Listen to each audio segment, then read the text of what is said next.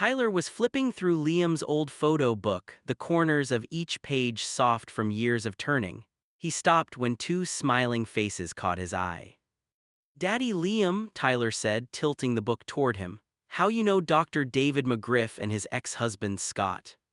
Liam looked over from the couch, a soft grin spreading across his face. "Oh, those two, yeah, family friends, known 'em for years, why?" Tyler shrugged. "They look happy you were at their wedding."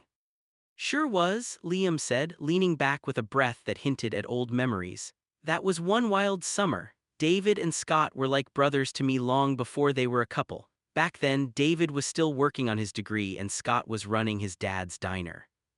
Liam chuckled softly. "You want to hear how I met them?" Tyler nodded quickly, eyes bright with curiosity. Liam closed the photo book, resting it on his lap. "All right, kiddo, it started a long time ago before you were even born, back when I thought I had everything figured out." Tyler looked down at the photo again, running his thumb over the edges. "One day, Dr. David was going to help me," he said quietly. "Then next minute, no contact, he was just gone." Liam looked at him carefully. "You mean the same Dr. David McGriff?" Tyler nodded. "Yeah, he said he was gonna help me with my therapy, but after 1 week he stopped answering. My group home said he transferred or something, but I never got a goodbye." Liam sighed, running a hand through his hair. "That sounds like David sometimes. He means well, but when life gets messy, he pulls away. He's been through a lot since he and Scott split." Tyler looked down, voice barely above a whisper. "I thought he didn't care." "Hey," Liam said gently, reaching out to squeeze Tyler's shoulder.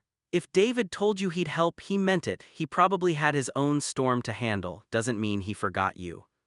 Tyler nodded slowly, though his eyes were still damp.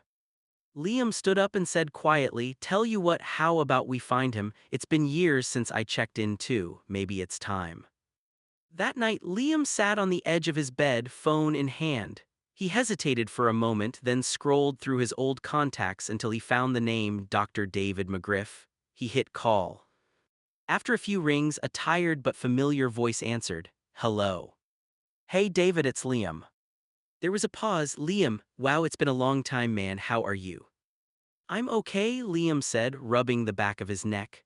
"Listen, I'm calling 'cause there's this kid, Tyler. You told him you were gonna help him a while back, but you disappeared. What happened?"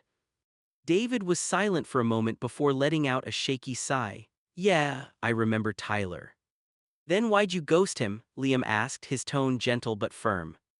David's voice cracked a little. "I didn't mean to. You remember when I had that nervous breakdown? I was overwhelmed with work, with May and Scott's mess, with losing my practice. Everything hit at once. I shut down, Liam. I couldn't help anyone, not even myself." Liam leaned back, letting the words sink in. "Yeah, I remember. You were trying to carry too much." David said softly, "I still think about that kid. He reminded me of myself, all that hope in his eyes, but I didn't have it in me to face him after I fell apart."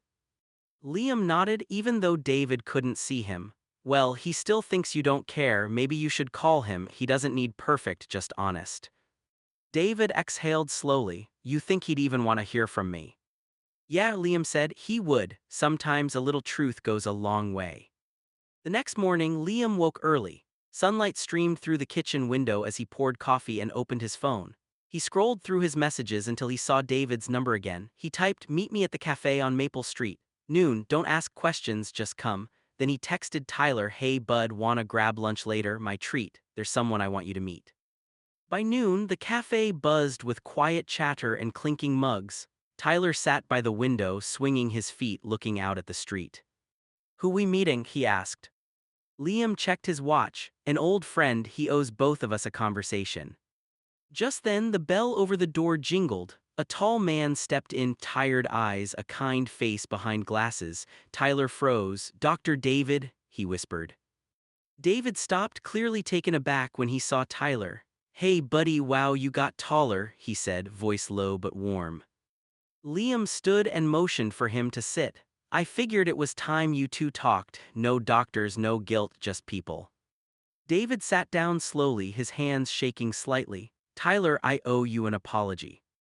Tyler's voice trembled. "You said you were gonna help me, then you disappeared." David nodded, eyes glistening.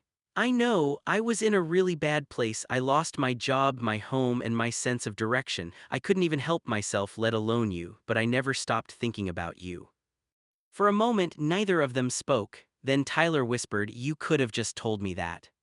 David smiled sadly. "You're right, I should have, I'm sorry."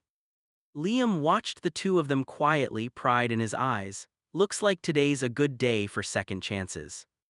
The waitress brought their food, burgers, fries, and a single cup of black coffee for David. The silence lingered at first, but Liam broke it with a chuckle.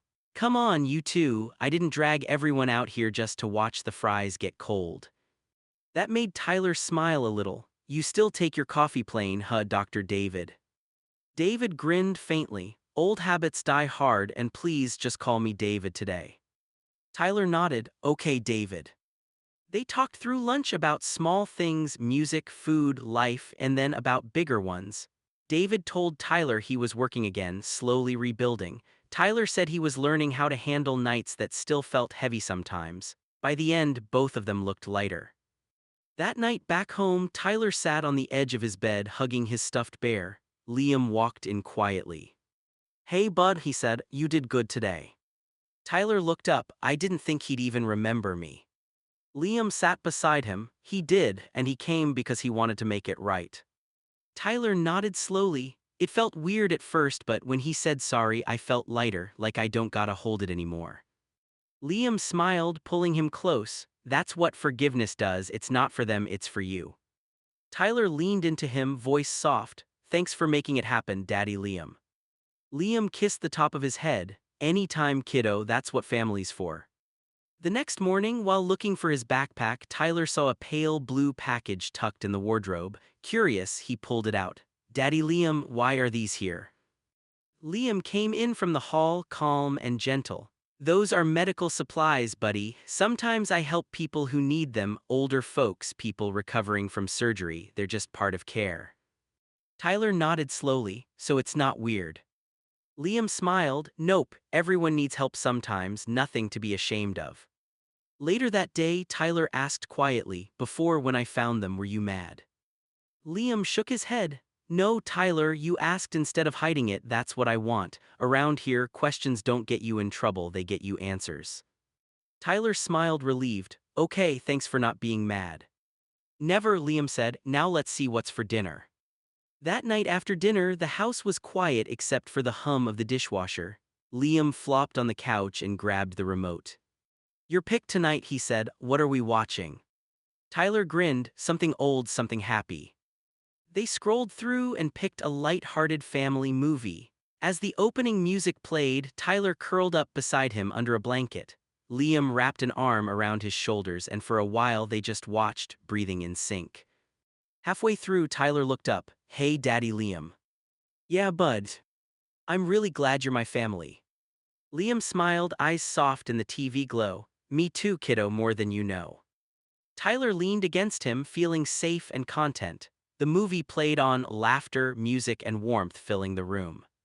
Outside, the night was calm. Inside, everything finally felt right again. The end.